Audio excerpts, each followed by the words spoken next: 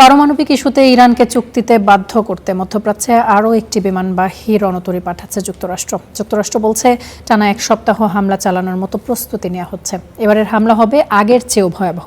তবে কোনো হামলা হলে যুক্তরাষ্ট্রকে চরম মূল্য দিতে হবে বলে হুঁশিয়ারি দিয়েছে ইরান। ইরানে আয়াতুল্লাহ আলী খামেনির সরকারও পাল্টাতে চায় যুক্তরাষ্ট্র। যদিও শাসক পরিবর্তন করে কাকে ক্ষমতায় বসাতে চান ট্রাম্প, সেটি তিনি এড়িয়ে গেছেন। নিষেধাজ্ঞার বেড়াজাল কিংবা সামরিক হামলা, ইরানকে দমাতে চেষ্টার কোনো অন্ত নেই যুক্তরাষ্ট্রের। আর এটি একদিন দুদিন ধরে নয়, টানা ৪৭ বছর ধরেই করে আসছে যুক্তরাষ্ট্র। কিন্তু কিছুতেই বশে আনতে পারেনি তেহরানকে। ফলে বর্তমান আয়াতুল্লাহ আলী খামেনির শাসন ব্যবস্থাই পাল্টে ফেলার চেষ্টা করছেন মার্কিন প্রেসিডেন্ট ডোনাল্ড ট্রাম্প। সেই কথাই এবার স্পষ্ট করে বললেন তিনি। নর্থ ক্যারোলিনায় সাংবাদিকদের মুখোমুখি হন ট্রাম্প। তাকে প্রশ্ন করা হয়েছিল তিনি ইরানের শাসন ব্যবস্থার পরিবর্তন চান কিনা। তার জবাবটাও ছিল পরিষ্কার। মনে হচ্ছে ইরানের সরকার পরিবর্তন করাই সবচেয়ে ভালো হতে পারে।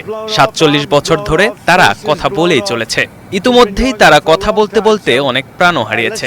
দেখা যাক কি হয়। মধ্যপ্রাচ্যে আমাদের ব্যাপক সামরিক শক্তি এসেছে। অতিরিক্ত শক্তি হিসেবে অন্যান্য রণতরী শীঘ্রই মধ্যপ্রাচ্যে যাবে। তাই আমরা দেখব, যদি চিরতরে এটা করতে পারি তাহলে ভালোই হবে। কাকে ক্ষমতায় নিতে চান? সাংবাদিকদের এমন প্রশ্নে ট্রাম্প বলেন তিনি এটা নিয়ে কথা বলতে চান না, জানান লোক আছে।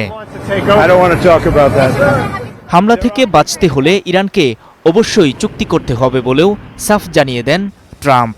অভিযোগ তোলেন অনেক কথা বললেও কোনো পদক্ষেপ নেয় না তেহরান।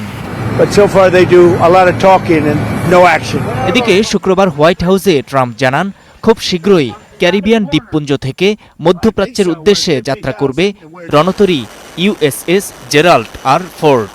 এমন সামরিক শক্তি বৃদ্ধির বিষয়ে বার্তা সংস্থা রয়টার্সকে দুই মার্কিন কর্মকর্তা জানিয়েছেন হামলার নির্দেশ পেলে এক সপ্তাহের মতো হামলা করার প্রস্তুতি নিচ্ছেন তারা। এবারের হামলা হবে আরও ভয়াবহ।